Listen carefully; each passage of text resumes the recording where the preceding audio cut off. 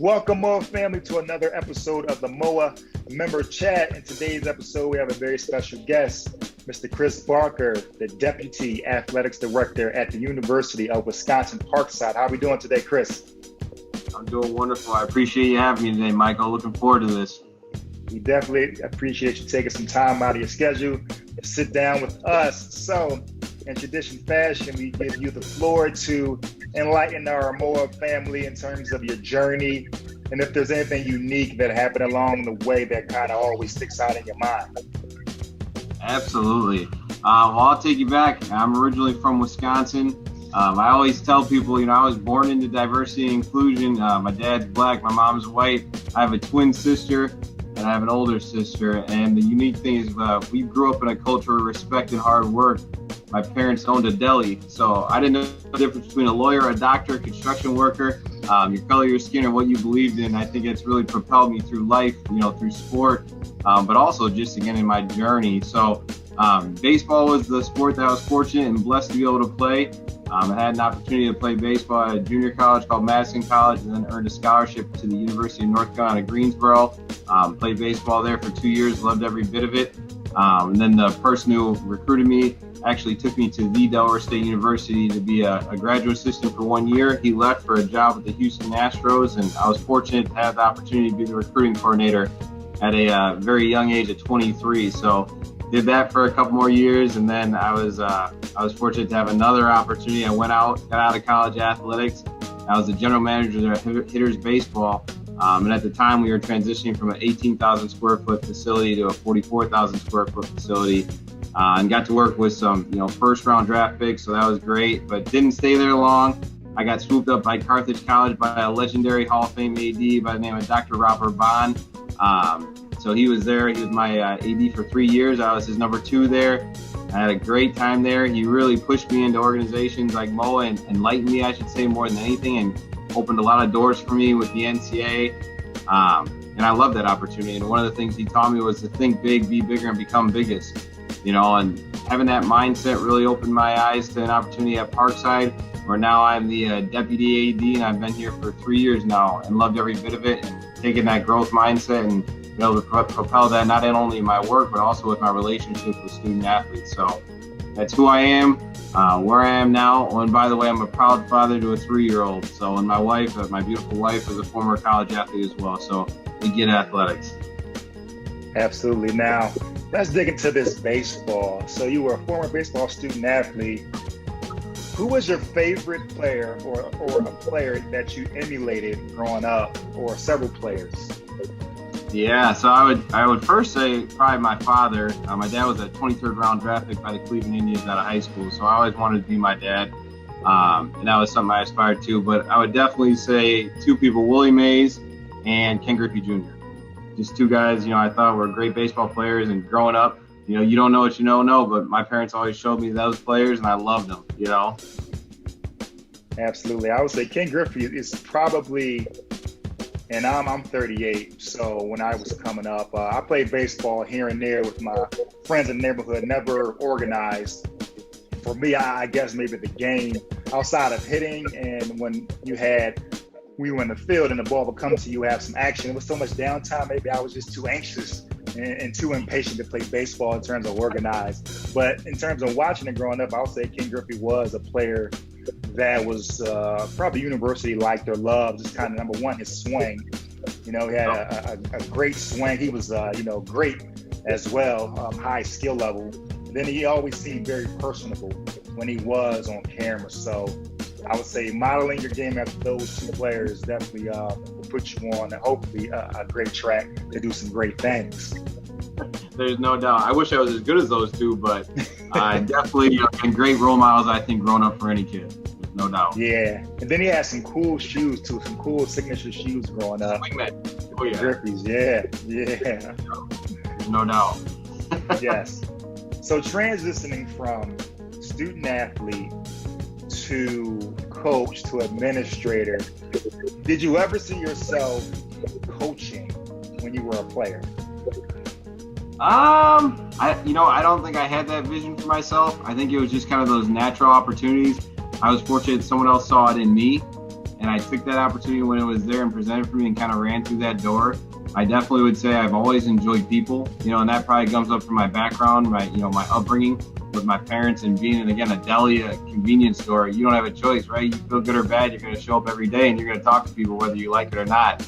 But I think all of my siblings and I, we naturally are like that. We like people, we love people. My older sister works in student affairs, or at least was working in student affairs, so we get it, But coaching, it just was natural for me, being able to develop people. And I think that idea of making someone better or showing them something that I wasn't shown and trying to make the job easier for them, I think was really appealing to me. And I loved every bit of it. And the relationships are unreal that you can have as a coach. Now, transitioning to an administrator and how you are now, what's one thing that kind of gets that fire in your belly going in terms of still being involved in the industry? Yeah, I always tell people I'm a very competitive person. I just do it with a smile. So for me, it's honestly, you can't recreate pressure moments, and I really do believe that. That bottom of the ninth, 2 outs, runner on second, game winner, right? The free throw, game-winning shot, same thing. You can't recreate those moments. So for me, when I see our student athletes, getting those opportunities in those moments, they're priceless, right? And to this day, I still get that tingly feeling, in your gut, and you just, what's going to happen, right? I love that feeling. I just think it's great for everyone, regardless of what you want to be someday. If you can be in those moments, and more importantly, if you can dream about those moments before they happen, I think you're going to be really successful in whatever you do. Absolutely. Let's transition into Moaa. How long have you been a member? Where did you get your start?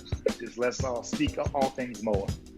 Yeah, no doubt. Absolutely. So I believe it was 2015 or 16 I got into Moaa. That was when I became an administrator. And again, it was my mentor and former AD, Dr. Robert Bond. He put it in front of me. I was fortunate to get into the NCAA Division III administrative advancement for minorities, in 2016. Got to work with McCleary, butchering that. Louise McCleary, sorry. And she was great, and that was one of those where you get Moaa in front of you too also, and it just is enlightening. You have all these opportunities in front of you that you didn't know about, and these avenues. And I have mentors. Sean Frazier is one of my mentors, Charles Guthrie, members of Moaa who have just been great and been able to introduce me to people, and just, again, being able to see something, when you didn't actually know what you could be, and when people are showing you that and presenting those opportunities to you, I think is priceless also. So Moaa's been great for me. There's no doubt about that, in terms of my network, but also that dream and being able to form my own vision of who I can be someday. Absolutely. I can definitely speak to being in the environment and all of the great administrators we have, and to be able to just have conversations and, get some gems, and to just to be around their presence and soak up some of their experience as well. Absolutely. There's no doubt. Wealth of knowledge out there. I wish we could be in person to get everyone together at NACDA, right? So someday soon. Yes, someday soon, because it always feels like you return home, at least for me, in my opinion, when I have a chance to go to the symposium and just kind of just be around everybody. It always feels good. It does my spirit well. Absolutely. Yeah. So, in that same respect, in terms of getting back to how we normally operate in athletics, we spoke before we started the recording, kind of speak to now, and the transition from trying to come out of how we were locked down, quote unquote, with COVID, to what's going on now on campus. Yeah, for sure. We've definitely felt that impact here at Parkside specifically. And that transition, you can tell that I think everyone was just happy to have the opportunity, and I think grateful to compete this year. But I definitely think people are ready to continue to obviously do it the right way and do it a health and safety. Obviously is going to be the forefront of all we do, but do it in a safe way and transition to a spot next year, hopefully, where we're all back to somewhat normal. There's no doubt about that. Yes. And outside of that, are there any particular projects you're working on professionally or personally you want to speak to? Yeah, absolutely. So currently, I would say one of the things that I'm proud of, we created our appreciation of differences. So I oversee all our EDI work here at Parkside, and I work across campus on the EDI Council as well, and work with the communities of Racine, Kenosha to bring in speakers. I think just the fact that we did programmatic, a timeline and actually planned it out this year, I'm proud of that. But the fact that, we had a leadership meeting this morning and we can continue to do those things and be progressive with how we do our programming, is something I think not only we are doing, but I think everyone needs to be doing. But I'm proud of the fact that we're actually doing that and we're in alignment with our university, with who we're trying to be and where we want to go and doing it together. That's something we take a lot of pride in at Parkside. And at the end of the day, making sure that our student athletes' voices are heard, and that we're actually reacting to it, right? And being proactive at the end of the day. So we're having a lot of fun with it, whether that be with the guest speakers that we brought in. We did a lot of microaggression training, and unconscious bias training as well. So it was fun. It was good to do with our staffs, but also with our student athletes as well. So definitely proud of those and looking forward to further enhancing our initiatives and more so our programming for next year. Yeah, it's been interesting to see how the student athlete voice has progressed since I was a student athlete. It just seems as though there has been more awareness and accountability from the administrators, which is great. And in that same respect, it's our job to make sure that we educate our student athletes with this power that they have, rightfully so, that they use it responsibly, and understand once you start to peel back the veil with college athletics and administration and educate them on how change happens and how things work. I think they kind of take a step back and say, oh, okay, and become a little bit more patient with the process of change. For sure. And I think one thing that I've found throughout my career, especially in this role here as a deputy, I think consistency is obviously the key to all culture, right? And I think making sure that you have that consistent messaging, of EDI programming, especially, with where we're at right now, it's crucial right now. So I definitely can see that, and I think we all see that. But again, being consistent with that messaging, and again, who you were 3 years ago is more important in some regards, right? Your student athletes know who you are when no one's looking. So I think that's crucial as well. That's consistency. Yes, absolutely. Now let's segue. If you weren't an administrator in college athletics, what profession would you have been in? Oh my goodness. I would probably be in some realm of business. I would say sales, or customer service. I just love getting to meet new people, honestly. So it's fun hearing their stories, where they're from. But more importantly, I think, honestly, where you can go, right? And helping people get to that next spot. So that's why I think sales is fun, but also I think that's why customer service is fun. You're a problem solver, right? And I'm a very high energy person. I get caught up more times than most just because I'm so excited. Even in conversations with right now I'm excited because this is fun, right? This is the best part of my job, getting to interact with people and get to know them and kind of tell that story of who they are, where they were, and how we can get them to the next place. So that's probably where I would be. Absolutely. And you speak to that excitement. So, two-part question. Is there a song or a genre of music you listen to when you have a big meeting? And the other question would be, when you were playing, what was your walk-up song? Oh my goodness. Well, I'll start with the walkout song. Lil Wayne, S on My Chest was my walkout song. Made sense. Pretty hip hop, I would say upbeat, anything upbeat. I don't discriminate in terms of what I listen to, but I would say I generally navigate towards hip hop and anything that's upbeat. So I love the juice, right? Fill it up. Let's go. Energy. So it's got to be upbeat tempo. Let's go. Let's go. Let's go. That's how I am. That's how I played, how I coached, that's how I administrate, I guess. Absolutely. Now, in terms of your favorite movie, let's make it specific. Staying on the baseball theme, what do you think is your top 3 baseball movies that have been made? Oh my goodness, I would say Sandlot probably, Major Leagues. Third one, boy, I grew up, so again, I have 2 sisters, so A League of Their Own. Why not? That was a good movie. So, and I'm from Racine, Wisconsin, so the Racine Bells, you just naturally knew about that, Yes. Three great movies I can speak to watching all of them multiple times. And they come on TV, you just find yourself maybe stopping what you're doing and just kind of check it out, even though you know exactly what's going to happen. You know most of the lines. I mean, you speak A League of Their Own, and you can just hear Tom Hanks' voice and tell us, there's no crying in baseball. Yep, there's no doubt. I mean, otherwise you would get like Angels in the Outfield from you or something, a little Danny Glover, right? I don't know. I was going to go that route. I've seen that too.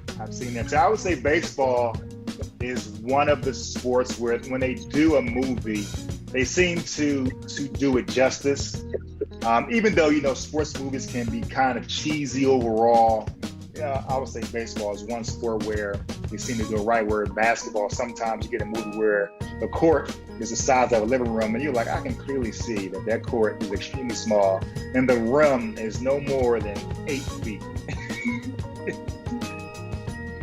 For sure, like Air Bud or something, yeah. Yes. So one more question in terms of off of administration.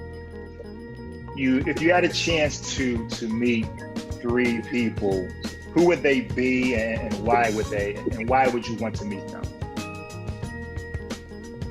Oh man, 3 people in athletic administration?